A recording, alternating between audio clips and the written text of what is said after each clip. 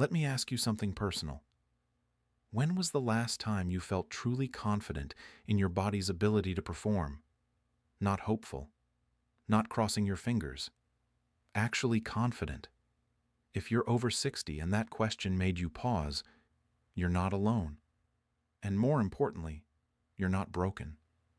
See, most men your age have been quietly dealing with something they rarely talk about.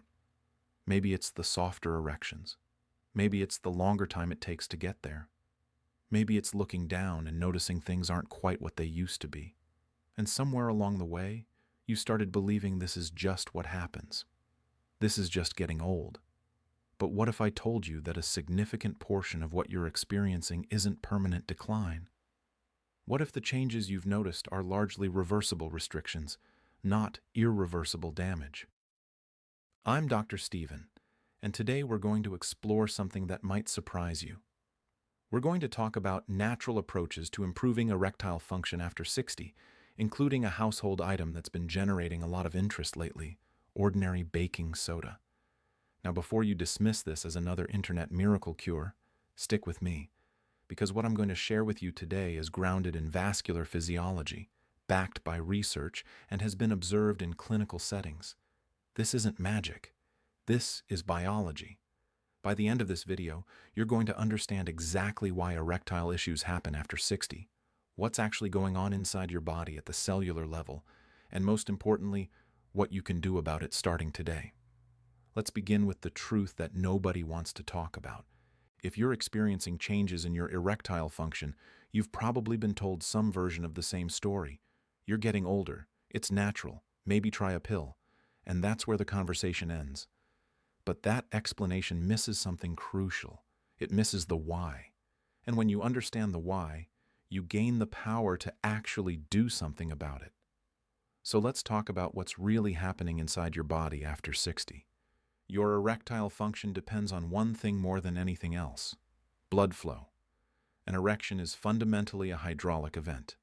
Blood flows into the erectile chambers, pressure builds, tissue expands, and rigidity occurs. That's the mechanical reality of it. Now here's what changes as we age. The blood vessels that feed your erectile tissue are some of the smallest arteries in your body. They're about 1 to 2 millimeters in diameter. Compare that to your coronary arteries, which are 3 to 4 millimeters. This size difference matters enormously. When plaque builds up, when inflammation occurs, when vessels lose their flexibility, the smallest arteries feel it first. They're the canary in the coal mine. This is why erectile dysfunction is often the first warning sign of cardiovascular issues. The small pipes get clogged before the big ones. After 60, several things happen simultaneously. First, there's endothelial dysfunction. The endothelium is the inner lining of your blood vessels. Its job is to produce nitric oxide, which is the molecule that tells your blood vessels to relax and dilate. Without adequate nitric oxide, your vessels stay constricted. They can't open wide enough to allow sufficient blood flow. Second, there's smooth muscle changes. The smooth muscle tissue in your erectile chambers, the tissue that relaxes to allow blood in and contracts to keep it there, starts to lose its responsiveness. It becomes less elastic, less pliable. Third, there's fibrotic changes. Over time, especially if you're not getting regular erections, the erectile tissue itself can develop small amounts of scar tissue. This reduces its capacity to expand. And fourth, there's hormonal shifts. Testosterone levels naturally decline with age, and while testosterone isn't directly responsible for erections, it influences libido, nitric oxide production, and overall tissue health. Now here's what's important to understand. These processes are not binary. They're not on or off. They exist on a spectrum, and that spectrum can be influenced. You're not trying to reverse 30 years of aging. You're trying to optimize the function you have right now. You're trying to remove restrictions that don't need to be there. You're trying to create the internal conditions that allow your body to do what it's designed to do. And that brings us to something interesting about your body's internal environment. Let me explain a concept that most people have never heard of, but that has profound implications for vascular health. Your blood has a pH level. It's tightly regulated between about 735 and 745, which is slightly alkaline. Your body works very hard to keep it in that range because even small deviations can affect how every cell in your body functions. Now here's where it gets interesting for erectile health. When your blood trends toward the acidic end of that range, even within the normal spectrum, certain things happen. Nitric oxide, that crucial molecule that dilates your blood vessels, becomes less stable. It breaks down faster. It doesn't hang around long enough to do its job effectively. Researchers have found that nitric oxide has a half-life of just a few seconds in an acidic environment. In a more alkaline environment, it lasts significantly longer. That difference matters when you're trying to dilate blood vessels and maintain that dilation. This is where baking soda enters the conversation. Sodium bicarbonate, which is what baking soda is a natural alkalizing agent. When you consume it, it buffers acid in your bloodstream. It can shift your pH slightly toward the alkaline end of the normal range. Now, I want to be very clear about something. The research on baking soda specifically for erectile function is still emerging. We don't have large-scale randomized controlled trials proving direct causation.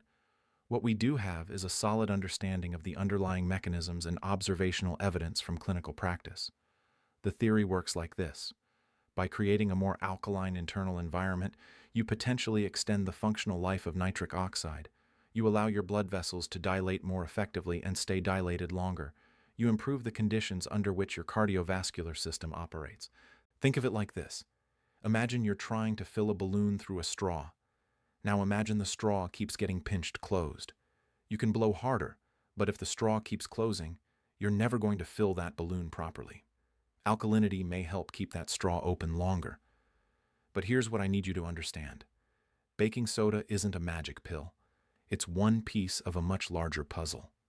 If you take baking soda but continue eating a highly inflammatory diet, remain sedentary, and ignore your overall cardiovascular health, you're not going to see meaningful results. This is about optimization, not replacement. It's about creating the conditions where your body can function at its best. Let me show you how to approach this safely and effectively. If you want to explore whether alkalizing your system might help, here's a sensible approach. Start with a simple observation test. Take a 1/4 teaspoon of aluminum-free baking soda dissolved in 8 ounces of water. Drink it on an empty stomach, either first thing in the morning or at least 2 hours after eating. Do this once and pay attention to how your body responds over the next 24 hours. Some men notice changes in urinary flow, because the same smooth muscle tissue that lines your urinary tract also lines your erectile chambers. Improved urinary flow can be an early indicator that your vascular smooth muscle is responding. If you notice positive signs, you might consider a more structured approach.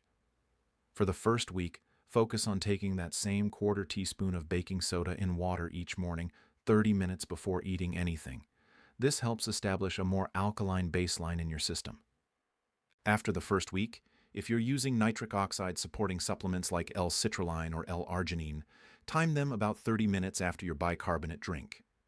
The theory here is that you've shifted your pH first, creating an environment where the nitric oxide these supplements help produce will last longer and work more effectively.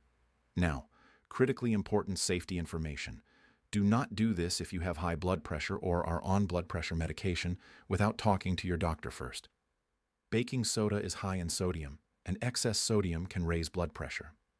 Do not do this if you have kidney disease. Your kidneys regulate pH balance, and you don't want to interfere with compromised kidney function. Do not take more than the recommended amount. More is not better. Excessive baking soda can cause serious electrolyte imbalances. If you experience stomach upset, cramping, or any unusual symptoms, stop immediately and consult a healthcare provider. And please, always use aluminum-free baking soda. You can find this at any grocery store.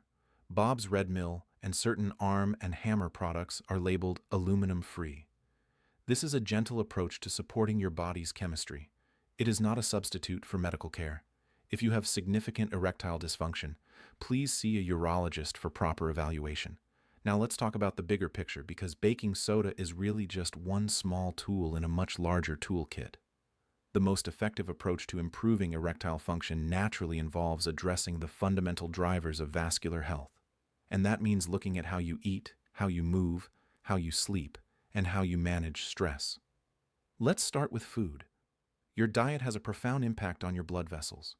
Every meal you eat either moves you toward better vascular function or away from it. There's no neutral. Foods that promote vascular health tend to be plant-forward. Leafy greens like spinach, arugula, and beets are particularly beneficial because they're high in dietary nitrates, which your body converts to nitric oxide. Fatty fish like salmon and mackerel provide omega-3 fatty acids that reduce inflammation and improve vessel flexibility. Berries, particularly blueberries and strawberries, contain compounds that support endothelial function. Foods that work against you are the ones you'd expect. Heavily processed foods, refined sugars, excessive saturated fats, and anything that promotes systemic inflammation. There's also something worth mentioning about meal timing. When you eat a large, protein-heavy meal, your body produces metabolic acids as it digests those amino acids. For several hours after eating, your blood pH shifts slightly more acidic. If you're trying to maintain an alkaline environment, it makes sense to front-load your day with more alkaline foods and save heavier protein meals for later in the evening. This doesn't mean avoiding protein. Protein is essential. It means being strategic about when you eat it. Now let's talk about movement. Exercise is perhaps the single most powerful tool for improving erectile function. And I'm not talking about becoming a marathon runner or spending hours in the gym. Regular moderate cardiovascular exercise, even just 30 minutes of brisk walking most days, improves endothelial function. It helps your blood vessels stay flexible. It promotes nitric oxide production. It reduces inflammation. It helps manage weight. It improves insulin sensitivity, which matters because insulin resistance damages blood vessels. Resistance training is also valuable. Building and maintaining muscle mass supports healthy testosterone levels and improves overall metabolic health. But here's the key. Consistency matters more than intensity. Doing something moderate every day beats doing something intense once a week. Your blood vessels respond to regular stimulus. They adapt over time. This isn't a quick fix, it's a lifestyle pattern. There's also specific exercise for pelvic floor health. The muscles at the base of your pelvis play a role in erectile function. Kegel exercises, which involve squeezing the muscles you'd use to stop urination, can strengthen this area. Some research suggests that regular pelvic floor exercises can improve erectile function and urinary control simultaneously. Sleep is something most men overlook when thinking about sexual health, but it's absolutely critical. During deep sleep, particularly during REM cycles, your body does crucial repair work. Testosterone production peaks during sleep. Growth hormone is released. Damaged tissue is repaired. Blood vessels are maintained. If you're not getting quality sleep, you're undermining every other effort you make. Sleep apnea deserves special mention here. It's extremely common in men over 60, and it absolutely destroys erectile function. When you stop breathing repeatedly throughout the night, your oxygen levels drop, your body releases stress hormones, your blood vessels take a beating. Many men with erectile issues who address their sleep apnea see significant improvements without any other intervention. If you snore heavily, if your partner has noticed you stopping breathing during sleep, if you wake up tired no matter how long you sleep, get evaluated for sleep apnea. It might be the single most important thing you do for your erectile health. Beyond apnea, basic sleep hygiene matters. Consistent sleep and wake times, a cool, dark bedroom, limited alcohol before bed, limited screen time in the hour before sleep. These simple practices can meaningfully improve your sleep quality. Let's talk about stress, because this is where a lot of men get stuck. Your body has two main operating modes. There's the sympathetic nervous system, which handles fight or flight, and there's the parasympathetic nervous system, which handles rest and digest. Erections happen in the parasympathetic state. They require relaxation. They require your body to feel safe enough to divert blood flow to non-essential functions.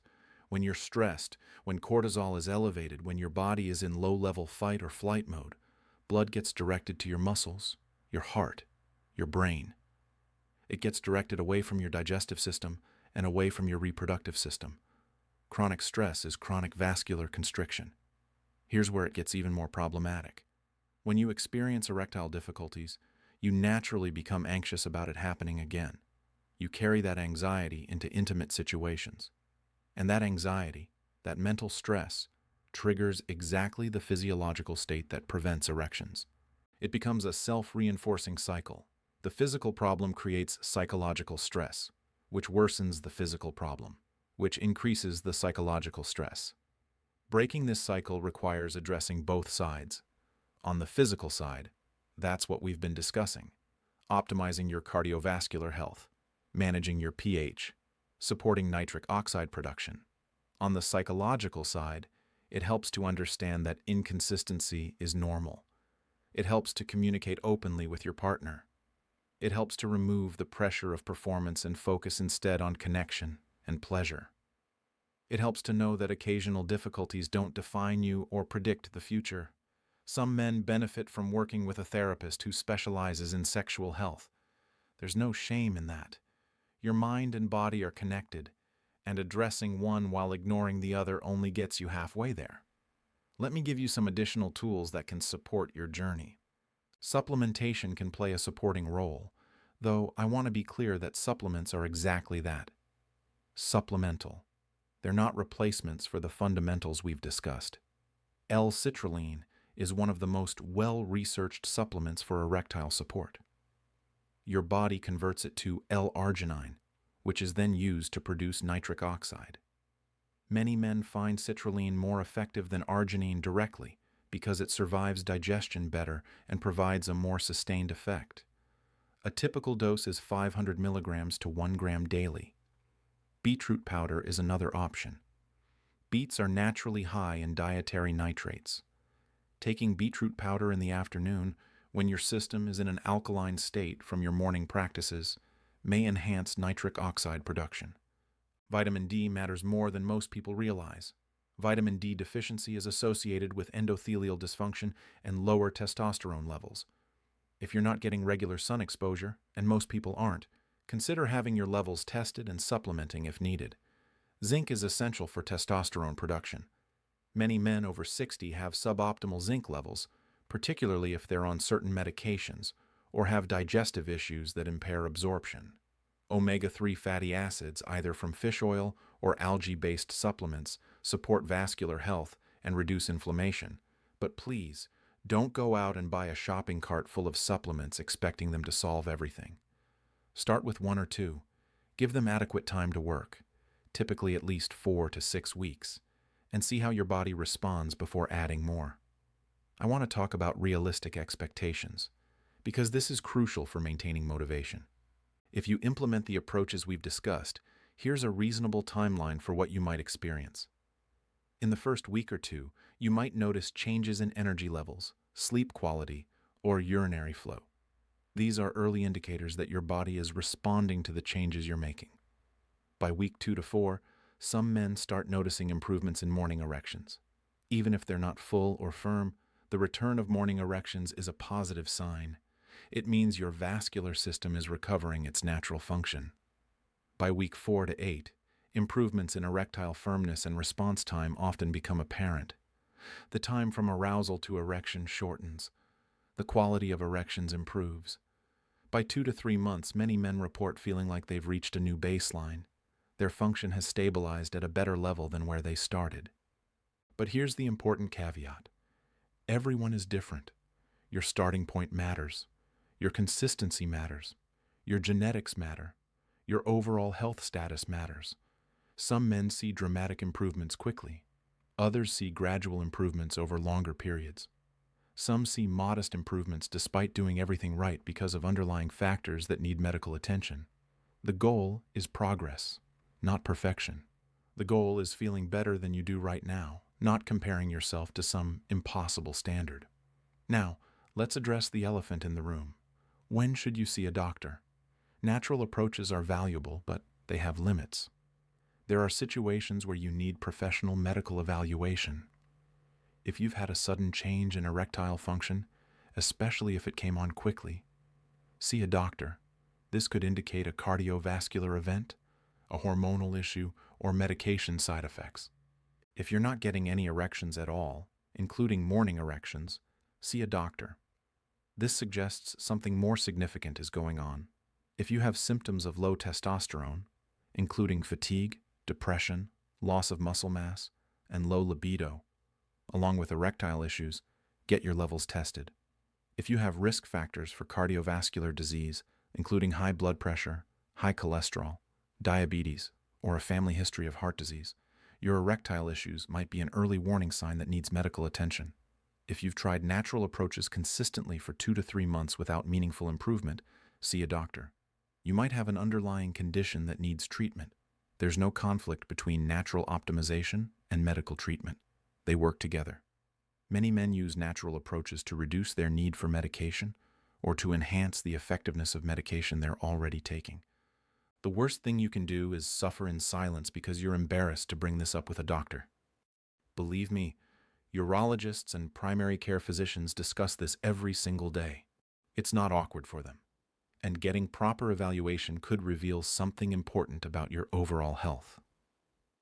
I want to share something with you that might change your perspective on all of this. When men come to me struggling with erectile issues, they often describe it as losing a part of themselves. They feel diminished. They feel like their body has betrayed them. They feel isolated because they can't talk about it. But here's what I've observed over and over again.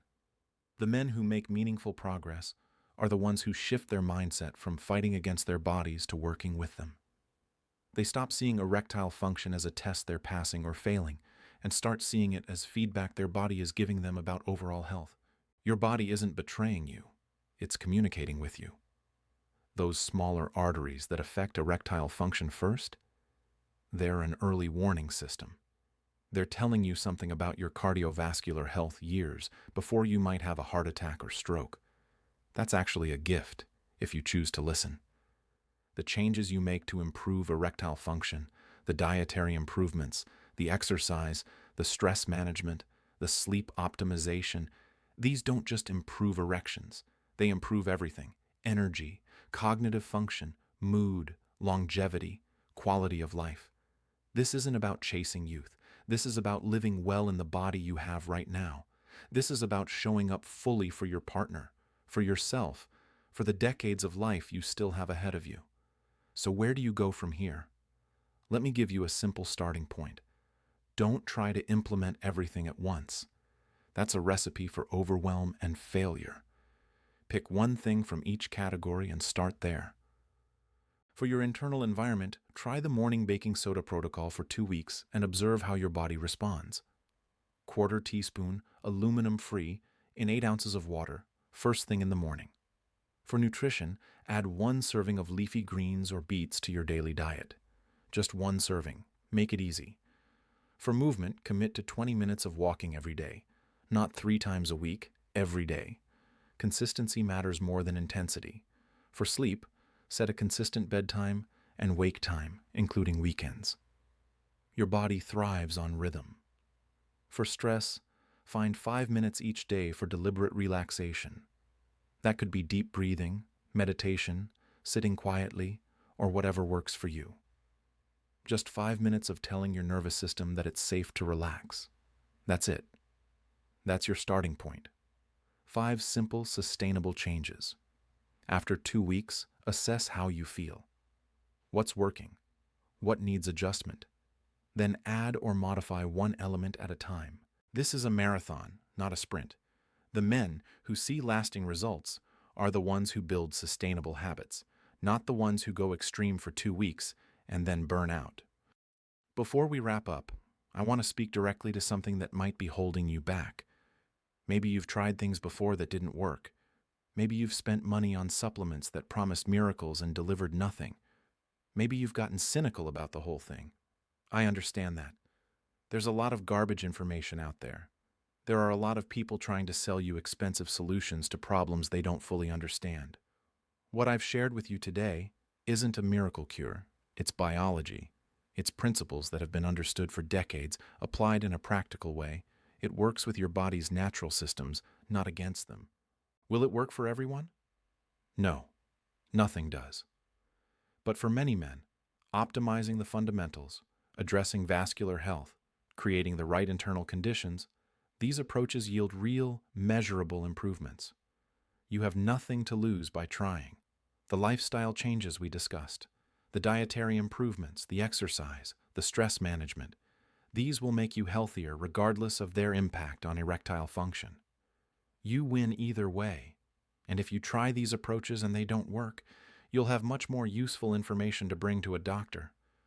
You'll know that your situation requires medical intervention, and you can pursue that with confidence. Gentlemen, I want to leave you with this. Your body at 60 or 70 or 80 isn't the same body you had at 25. That's reality, but that doesn't mean it's a body without capacity for pleasure, for intimacy, for function. Millions of men your age are experiencing exactly what you're experiencing. Millions more have found ways to improve, to optimize, to feel like themselves again. You're not broken. You're not too old. You're not beyond help. Your body is remarkably adaptive. Given the right conditions, the right inputs, the right environment, it can do things that might surprise you. The information in this video is your starting point, not your ending point. There's always more to learn, more to try, more to discover about what works for your unique physiology. If this video has been helpful, share it with a friend who might need it.